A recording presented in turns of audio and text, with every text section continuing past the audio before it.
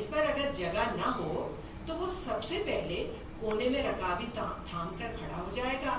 اپنے گھر کا صاحب نہیں, کوئی اٹھائی گیرا مفت خورا بن بلایا مہمان نظر آنے لگتا ہے. اس کی مرحومہ بیوی مجی میری بڑی پیاری دوست تھی. اکثر عباس کی ان چھلاوا قسم کی عادتوں پر سر جوڑ کر باتیں ہوا کرتی تھی. وہ عباس کی بیوی بعد میں, پہلے اس کی دوست ہمدم اور ماموزاد تھی.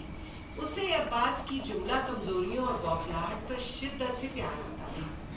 ایسا احمقانہ پیار جسے جرا اور بحث سے درہم برہم نہیں کیا جا سکتا, جس میں ہوش اور عقل کا کوئی دخل نہیں ہوتا.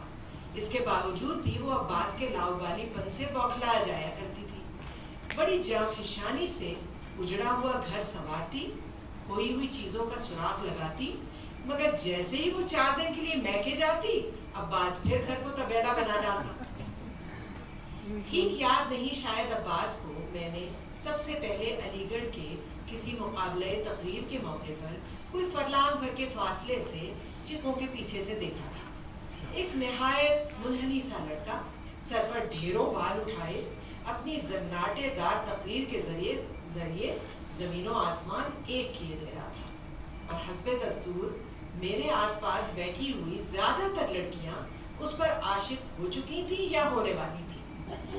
اس مجمع میں وہ بُدے تناز بھی جلوہ افروز تھی جس پر عباس مرتا تھا, یا شاید اس کی دوسری یا تیسری بہن ہوگی. گرلز کالج کی لڑکیوں میں یہ افواہ گرم تھی کہ عباس بیک وقت کئی بہنوں پر عاشق تھا. حالانکہ واقعہ یہ تھا کہ وہ سارے خاندان پر بری طرح فریبتا تھا. اس لیے نہیں کہ موسمی وبا تھی, بلکہ صرف اس لیے کہ وہ سارا خاندان ہی نہایت تعلیم یافتہ اور پروگریسو تھا. 1000 لعنتوں کے باوجود سب لڑکیوں نے اعلیٰ تعلیم پائی تھی اور نوکریاں کر رہی تھی. اس زمانے میں یہ نہایت باغیانہ اقدام تھا, لہٰذا عباس کو لامحالہ ان پر فریفتہ ہونا پڑا. اور شاید وہ کسی حسینہ کا نہیں, حسین خیال پر ایک جان چھوڑ 1000 جان سے عاشق تھا. یہ وہ زمانہ تھا جب لڑکیاں سخت بغاوت پر اتر آئیں تو مجاز, سردار جعفری, جذبی اور عباس وغیرہ کی قسم کے لڑکوں سے شادی کرنے کی دھمکیاں دیا کرتی تھی. اب یہ تو نصیب کی بات ہے کہ یہ لوگ نکھٹو نکل گئے اور ان بیچاریوں کو مجبوراً اعلیٰ افسروں سے شادیاں کرنی پڑی. عباس کو لوگوں کی ہر طرح سے مدد کرنے کا جنون ہے. لوگ بھی خاصی دھونس جما کر مدد وصول کرتے ہیں, جیسے الٹا اس کی جان پر احسان کر رہے ہوں. قوم کا خادم ہے تو اپنا بھی کوڑیا غلام ہوا. اگر وہ کسی کی پوری طرح خدمت کرنے کا شرف حاصل نہیں کر پاتا تو یہ اس کی انتہائی بد نصیبی ہے. صنف نازک تو اس پر اپنا آبائی حق سمجھتی ہے. آخر وہ پروگریسو کس مصرف کا جو استعمال نہ کیا جائے, اور جب وہ ان کے لیے سر گاڑی پیر پہیا کرتا ہے تو وہ سمجھتی ہیں وہ ضرور ان پر عاشق ہے اور وہ اسے اپنے اوپر عاشق ہونے کی اجازت دے رہی ہیں. یہی اس کی محنت کا معاوضہ ہے. کچھ ایسی بھی ہیں جو اپنے عاشق یا شوہر سے پٹ کر آنسو بہانے کے لیے صرف عباس کا کندھا ہی موضوع سمجھتی ہیں. میں نے عباس کو دیکھا ہے, دور سے بھی پاس سے بھی. نفرت بھی کی ہے اور سنگ مرمر کا بت بنا کر تاق میں بٹھانے کی کوشش بھی کی ہے. اور جب خاک کا پتلا اوندھے منہ گرا ہے تو اسے مٹا کر خاک کرنے کو بھی جی چاہا ہے. مگر جب خاک کے ذرے آنکھوں میں پہاڑ بن کر کھٹکنے لگے ہیں تو جھنجھلاہٹ بھی آئی ہے. میں نے اس کے قہقہے بھی سنے ہیں اور آنسو بھی دیکھے ہیں. اسی لیے میں جانتی ہوں عباس حسین سے حسین اور نازک ہاتھ پیر کان یا ناک سے عشق نہیں کرتا. وہ تو اپنے اس اصول سے عشق کرتا ہے جس کی روح سے ہر پیروں تلے کچلی جانے والی ہستی کو اٹھا کر ماتھے سے لگانا فرض انسانیت ہے. اس نے زندگی میں عورت کی ہر صورت میں بے قدری اور قد دیکھی ہے. والدین کی موجودگی میں یتیم, سہاگن ہو کر بیوہ اور ماں بن کر بانجھ ہونے کی صورت میں گرفتار دیکھا ہے اور کلیجے میں ٹیسیں اٹھی ہیں. مگر پھر بھی میں یقین سے کہہ سکتی ہوں کہ دنیا کی حسین ترین عورت اگر اس کی گردن میں اپنی حسین باہیں حمائل کر دے اور کہے جانے من آج قومی اتحاد کے جلسے میں نہ جاؤ, نہیں تو میں تمہارے فراق میں گھل گھل کر جان دے دوں گی, تو وہ ٹھنڈی سانس بھر کے की तरह पिघल जाएगा और कलेजे पे पत्थर रखकर मरमरी बाहें बैले मकबर की तरह उतार फेंकेगा और चला जाएगा। क्योंकि अब्बास एक उसूल है, एक यकीन है, एक इरादा है। जब ही तो आज उसके गले में मरमरी बाहों के हार के बजाय फूसरोदार कॉलर है और छाती पर धरती का बोझ कि उसकी यही सजा है और यही इनाम। इतनी जामियत के साथ ये शाम गुजर रही है कि बिल्कुल एहसास नहीं हो रहा है वक्त का, और लेकिन फिर भी वक्त का दामन जो है वो तंग है। और मैं बहुत सारी बातें इस वक्त जो गुफ्तगू हुई हैं उनमें मुझे याद आती गई। जैसे अभी मैं जब दाखिल हुई इस हॉल में, इमारत में, तो मेरी नज़र बाईं तरफ की दीवार पर पड़ी। इत्तेफाक से वो बाईं तरफ ही थी मेरे दाखिले के वक्त। तो उस दीवार को मैंने देखा और मैं बिल्कुल भूल चुकी थी ख्वाजा साहब का अफसाना लाल पीला, लेकिन एकदम जैसे वो अफसाना मेरे ऊपर मुनकशिफ हो गया।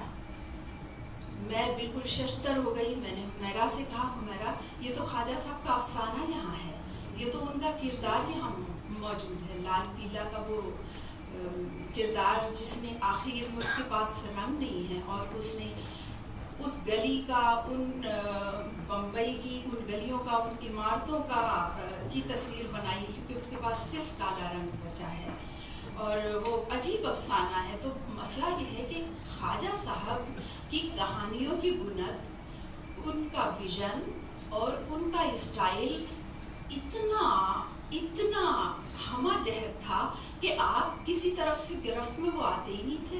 मैं उनके लिए सोचती रही, इनका हुक्म था, मुझे जो ख्वाजा साहब से ताल्लुक़ खातिर था, जिस तरह उन्होंने मुझसे मोहब्बत का इजहार किया, मेरी इज़्ज़त अफजाई की, तो बहुत कुछ लिखना चाह रही थी। लेकिन जब लिखना चाहती थी तो मेरी गिरफ्त से निकल जाता था मामला कि मुझे ऐसा लगता था मैं ख्वाजा साहब के साथ इंसाफ नहीं कर पा रही हूँ।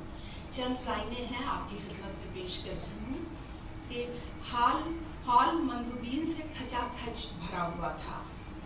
माइक से बार बार ऐलान हो रहा था कि ख्वाजा अहमद अब्बास साहब की आमद जल्द ही मुतवक्को है। वो दिल्ली में मौजूद हैं, लेकिन चंद नागुज़ीर वजूहात की बिना पर जलसागाह में ताख़ीर से पहुँच रहे हैं। ये दिल्ली में अंजुमन तरक्की पसंद मुसन्निफ़ीन के दूसरे इजलास का दूसरा दिन था। पहली कॉन्फ्रेंस मार्च में लखनऊ में मुनक़िद हुई थी, जिसमें ख्वाजा अहमद अब्बास अलालत की बिना पर शरीक न हो सके थे। अभी मैं ये सोच ही रही थी कि लोग खड़े हो गए और हॉल पुरजोश तालियों से गूंज उठा। तालियां तादेर बजती रहीं, एक अनोखे बलबले के साथ, एक अनोखी ताल पर, जैसे बहुत से हाथ एक साथ गा रहे हों कोई भूला बिसरा गीत। मुझे याद आया, किसी ने कहा था हर इंसान के अंदर एक मौसीकी होती है, अपने अंदर की उस मौसीकी की दरियाफ्त का नाम शायरी है। मगर इस सुर इस ताल का रिश्ता ज़िंदगी से था, ये शायरी नहीं थी। हाथों का ये अनोखा तराना भी कितना ताकतवर इजहार बनकर कभी कभी इजहार बन जाता है कभी कभी। ये मंजर कराची प्रेस क्लब के हॉल में भी मैंने देखा था, कभी हबीब जालिब की आमद पर तो कभी फैज़ साहब की आमद पर। सैकड़ों हथेलियाँ एक साथ रक़्स कर रही थी, एक साथ गा रही थी अमन और मोहब्बत के गीत। स्टेज पर व्हील चेयर लाई जा रही थी और व्हील चेयर में मौजूद मुनहनी सा बूढ़ा जिस्म। माइक उनको थमाया गया। मैंने ख्वाजा साहब को तकरीर करते हुए पहली बार देखा। इससे पहले 1984 में उनके घर उनसे मिलने गई थी। मुझे वो शाम याद आ गई।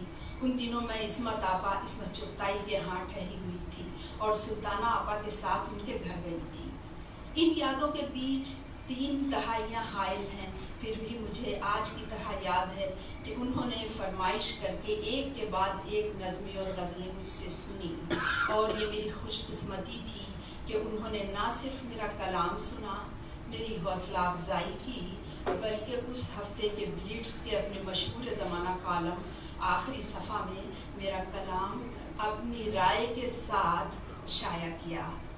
یہ رویہ میں نے صرف ترقی پسند ادیبوں ہی کے یہاں دیکھا کہ وہ نوجوانوں کو بالکل برابری کا درجہ دیتے تھے. ان کے یہاں جنریشن گیپ کا احساس ہی ختم ہو جاتا تھا.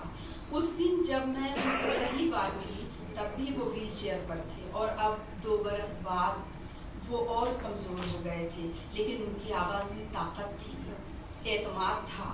وہ اپنی بے باکی اور سیدھی بات کرنے کے انداز سے مجمع کا دل موہ لیا کرتے تھے. ان کے بولنے کا انداز دوسروں سے بہت کچھ مختلف تھا. شاید یہ ہریانوی لہجہ ہو جس سے میں واقف نہیں تھی. وہ الفاظ اس طرح ادا کرتے تھے کہ آدھی بات ہونٹوں کے زاویوں میں کہیں گم کر دیتے تھے. میں جب شہلا نقوی کو دیکھتی ہوں تو ان کے بات کرنے کا انداز، ان کی اپنے ماموں سے حیرت انگیز حد تک مشابہت، میں کبھی کبھی 30 سال پیچھے چلی جاتی ہوں. اصل میں ان کی زبان اس ماہر خیاط کی قینچی کی طرح تھی، چلتی تھی جو لباس کے فالتو حصوں کو تیزی سے تراش کر اسے سبک بنا دیتا ہے. ان کی تحریر کے بارے میں ایک اعتراض یہ بھی ہے کہ اس کی زبان صحافیانہ ہے. دراصل ان کی زبان صاف اور سادہ تھی، جسے ہم صحافیانہ زبان کا نام دیتے ہیں. وہ زبان انہوں نے ارادتاً استعمال کی. براہ راست اور آسان زبان میں ابلاغ ہی ان کا اصول تھا. انہوں نے آرائشی زبان سے پرہیز کیا. ہم یہ جانتے ہیں کہ خواجہ احمد عباس ایک ترقی پسند ادیب تھے، اور کم و بیش سبھی ترقی پسند ادیبوں کے بارے میں پہلا اعتراض یہ ہے کہ ان کے یہاں سیاست بہت ہے. ان کی تحریر میں نظریات کی چھاپ صاف دکھائی دیتی ہے. ادب نہ صرف نعرے بازی بن کر رہ جاتا ہے. یہ باتیں کسی حد تک درست ہیں لیکن پوری طرح نہیں. خواجہ صاحب کی شخصیت کو ہی لیا جائے تو اس کی کئی جہتیں تھیں. یقیناً ان سارے پہلوؤں پر تو کیا کسی ایک پہلو پر بھی بات کرنے کے لیے ایک شام کافی نہیں ہے. میں آج کی شام اس مختصر سے وقفے میں جو آپ نے مجھے اعزاز بخشا ہے کہ اظہار خیال کروں، میں حلقے کی اور آپ سب کی تہ دل سے شکر گزار ہوں اور اسے اپنی خوش قسمتی سمجھتی ہوں کہ ایک ایسی ہستی پر مجھے اظہار خیال کا موقع ملا جس سے میں دلی عقیدت اور نظریاتی اور فکری رشتہ رکھتی ہوں، گہرا رشتہ. اور وہ رشتہ آج کی یہ شام میرے لیے رسمی نہیں ہے. میں دل کی گہرائیوں سے اس ہستی کو خراج عقیدت پیش کرنا چاہتی ہوں جس نے کئی نسلوں کی ذہنی تربیت کی اور جس کے قامت کا سایہ پوری صدی کو اپنی پناہ میں لیے ہوئے ہے. جب اور جہاں انسان اور انسانیت کے دکھ بانٹنے کی بات ہوگی، خواجہ احمد عباس اور ترقی پسند ادب کے کسی بھی معیار کو فراموش نہیں کیا جا سکتا.